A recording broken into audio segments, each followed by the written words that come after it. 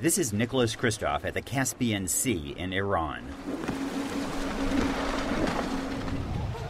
It looks like another day at the beach. On horses, in rafts, and in love.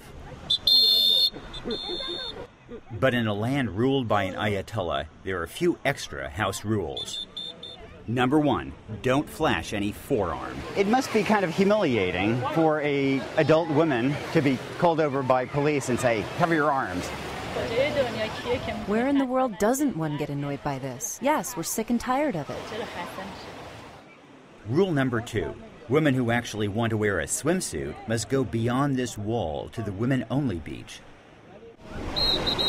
Rule number 3, if you're a man, don't try to sneak a peek around that wall.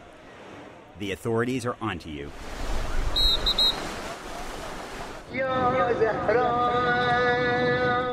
One of the great mysteries of Iran is just how popular the regime really is.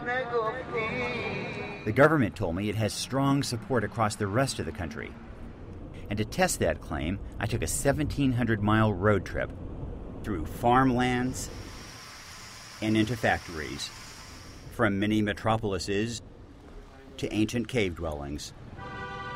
Many human rights activists are in jail today, and others said it would be too dangerous to meet me. So I set out to try to take the pulse of the country by talking to ordinary Iranians, asking them as many questions as possible. So the bottom line is that you envy American women, or you don't? If an Iranian wants to get a girlfriend, he's much better off with a real Nike shoe and not a fake one. Is that right? Do you think that you would have been a better president than Ahmadinejad? Have you lost hope?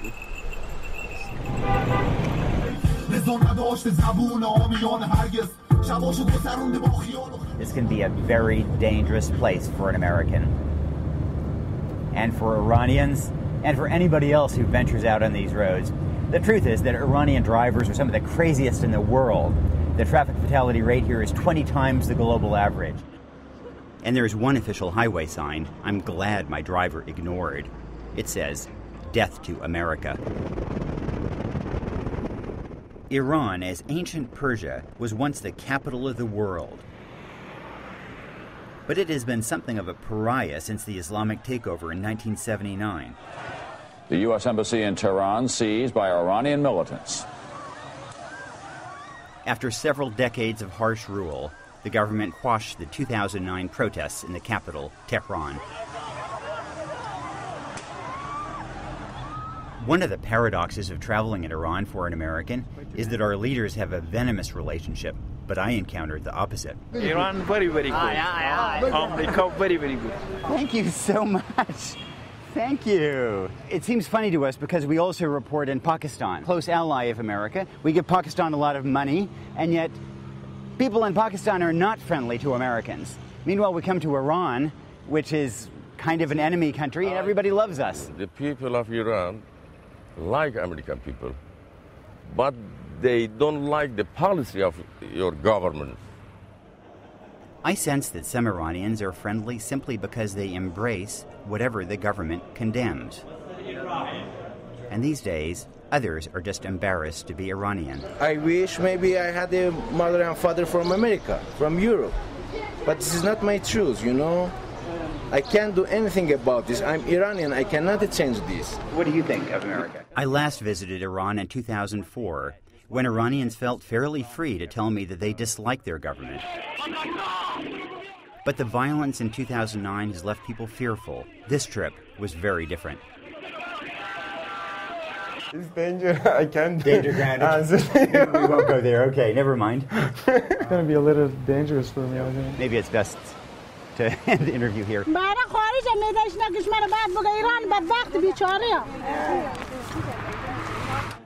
Take this young man who avoided criticizing the government. After the interview, he pulled out a fake tooth and said he lost the real one when he was beaten for protesting in Tehran. No one, he said, wants to go through that again. Why don't you want to have your face shown? And those who agreed to talk, even in our car, later changed their minds. I'm afraid. We offered to disguise their voices, and one said, "Please don't use the video. I want to have a future." The ones who will speak on camera tend to be government supporters, and yes, there are plenty of them, especially in rural areas. These laborers and farmers said they received about $3,000 in state loans when they got married. President Ahmadinejad came here twice. I wrote him a detailed letter and told him I'm a worker. He took care of me and sent me some money. I believe you. I think you are telling the truth. But I think that if people are against the system, they may not speak up. And so how can I know what people are really thinking?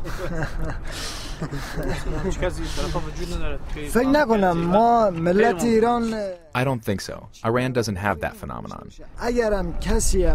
Even if there is someone against the system, it's because they come from America or Israel to feed information. And men with these beliefs make up the security forces who crush university-educated protesters. My right hand or left hand? They also crushed me in a game of marbles. And they also insist that Iran has the same right to a nuclear program as any other country. There's one thing that I think could rescue this regime. That's a war between Iran and the West, possibly triggered by an Israeli strike on Iran's nuclear sites. That would hugely expand the nationalist ranks of these men. I truly worry that our mistakes could end up keeping the Ayatollahs in power. Satellite television is illegal but ubiquitous, and it has exposed Iranians to the outside world. This ancient cave village is one of the few places where I didn't see any satellite dishes. The difference is stark. What do people here think of America? Do they think death to America, or do they think, oh, a land of freedom? What do they think? This is a village. If on the news they say death to America, then we also say death to America. Have you ever heard the name Neda Sultan? Do you know who she was? She was a young woman in Tehran in 2009 who was shot. There was a famous video of her. It was controversial. No. So you don't think that people are in prison for their religious beliefs or for their political views? No. No. Sure, yes. But I left this village feeling optimistic. The shopkeeper quit school in the 9th grade, but his 3 kids are university graduates, a teacher, a doctor, and an engineer. One of the things this regime has done right is to raise education standards. More women now attend university than men. And that is a force that has helped topple other dictatorships. On a nearby rice paddy, I met this farmer who received an MBA in North Carolina. They say redneck. Yeah. He moved back to Iran 10 days before the 1979 revolution began. I wanted to see what an educated farmer would say about the government's appalling human rights record. I'm sure you've heard of Neda Sultan. There was a famous video of a... Which Sultan? Neda, an Iranian girl who was shot and was dying and so on. Yeah, do you think that that was real?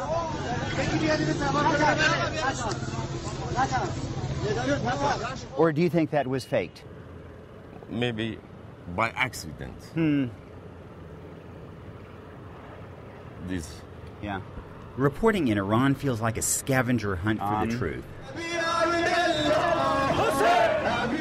The one truth across the country is Islam, and nowhere more so than in Mashhad, the country's spiritual capital for Shiites. Foreign pilgrims flock to this vast shrine. It's one of the few places in the country where you'll see people posing for tourist photos. Inside, men weep in religious fervor. I showed up unannounced at the office of a Grand Ayatollah. I wanted to understand why so many young people we met did not attend mosque. My take, when you ram anything down people's throats, there's a backlash. Among young people in Iran, faith is weak. Is that right or is that wrong? There are some people who don't act in accordance with the guidelines of their religion. Those people don't count. Many of those people who don't count are women. Yet many Iranian women don't sense that basic unfairness around them. When I asked these women about Iran's unfair inheritance laws, they sounded like a bunch of feminists. The Quran is where the state got this law from, but us women, no, we aren't happy with it. My father died, and my 4 brothers got twice as much inheritance as I did. But then they stunned me by sincerely praising the president and adding that serving men is an important part of their role as women. You are wrong. Women who wear hijab are actually free in society. Western sanctions are gumming up the engines of Iran's economy. Prices of some goods have more than doubled, and production has become nearly impossible. At his textile factory, Masoud Fatemi couldn't even import spare parts. For 2 years, it was closed down. And you were losing $500 a day. Yes. At a smaller factory, I was sad listening to how this owner recently laid off more than 70% of his workforce.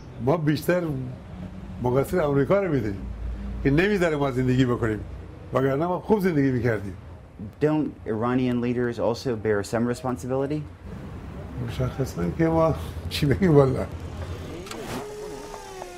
There were so many conversations like that where people directly discredit their own regime.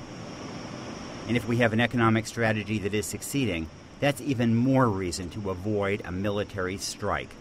What's your name? Honey. Okay. My name is Nicholas. In the end, it is young people who will define the future of Iran. Facebook and Twitter may be blocked, but these young people are finding ways around the bans. They're becoming more educated, more urbanized, and more critical of the regime. This music store was shut down twice in the last year. Authorities have banned movies and video games, and they've jailed filmmakers. Bloggers are in prison. The owner closed his shop before he felt safe talking. The lack of political freedom is suffocating me. Our problem is this. Today's Iran is ruled by personal fiat, without regard to the guidelines of religion, without regard to the interests of the people. And if one day a path opens up, we will make our beliefs a reality.